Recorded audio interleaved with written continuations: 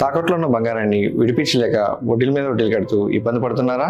అయితే ఇప్పుడే సంప్రదించండి శివ గోల్డ్ కంపెనీ. మీ నమ్మకానికి మా హామీ Shiva gold company.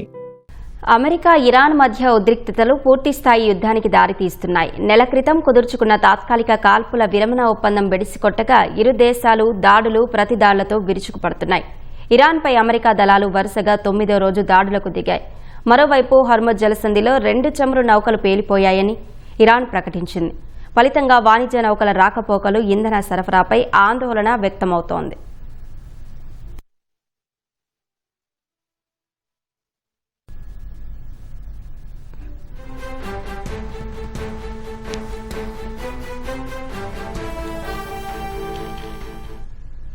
America Iran దాడులతో మధ్యప్రాచ్యం అట్టుడుకుతూనే ఉంది. ఇరాన్పై వరుసగా 9వ రోజు దాడులు చేసినట్లు అమెరికా ప్రకటించింది. హర్ముజ్ జలసంధిలో వాణిజ్య నౌకలపై దాడులు చేసే ఇరాన్ సామర్థ్యాన్ని దెబ్బతీయడమే లక్ష్యమంటూ భీకర దాడులతో విరుచుకుపడింది. అమెరికా దాడుల కారణంగా ఇరాన్లోని తబ్రిజ్, చబహర్, కొనరక్, బందర్ మహషర్, బందర్ ఇమాం ఖొమేనీ నగరాల్లో భారీ పేలుళ్లు జరిగినట్లు స్థానిక మీడియా తెలిపింది.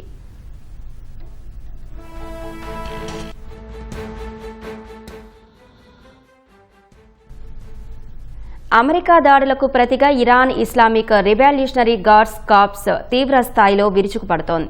జోర్డాన్లోని అకాబా విమానాశ్రయంలో ఉన్న అమెరికా విమానాలతో పాటు కువైట్, సిరియాల్లోని అమెరికా సైనిక స్థావరాలపై బాలిస్టిక్ క్షిపణులతో దాడులు చేసినట్లు ఇరాన్ ప్రకటించింది.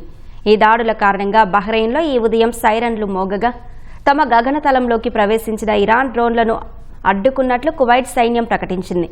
కువైట్లోని ఓ డీశాలినేషన్ ప్లాంట్పై వరుసగా 2వ రోజు దాడి జరగ్గా మంటలు చెలరేగాయి. పౌర మౌలిక సదుపాయాలపై ఇది ప్రత్యక్ష దాడి అని కువైట్ ఆందోళన వ్యక్తం చేసింది. మరోవైపు ఇరాక్ ఉత్తర ప్రాంతంలో కూల్చివేసిన ఇరాన్ డ్రోన్లోని పేలుడు పదార్థాలను నిర్వీర్యం చేస్తుండగా ఒక అమెరికా సైనికుడు మరణించాడు.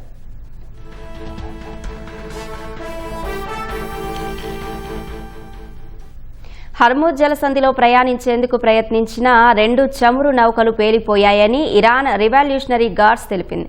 అమెరికా ప్రోద్బలంతోనే ఆ నౌకలు సురక్షితం కాని మార్గంలో వచ్చాయని ఆరోపించింది. ఈ ప్రాంతంలో అమెరికా దురాక్రమణ కొనసాగినంత కాలం జల మార్గం సురక్షితంగా ఉండదని, పెట్రోకెమికల్ ఉత్పత్తులు కానీ, ఒక్కచుక్క చమురును కానీ దాటనివ్వబోమని ఇరాన్ హెచ్చరించింది. ఈ ఉద్రిక్త పరిస్థితుల కారణంగా ప్రపంచవ్యాప్తంగా ఇంధన సంక్షోభం తలెత్తే ప్రమాదం ఉంది.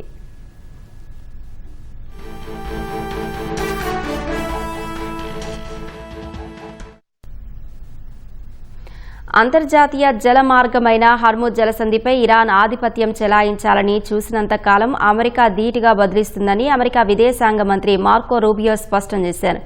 అదే సమయంలో దౌత్యపరమైన చర్చలకు ఎప్పుడూ సిద్ధమేనని ఆయన పేర్కొన్నారు.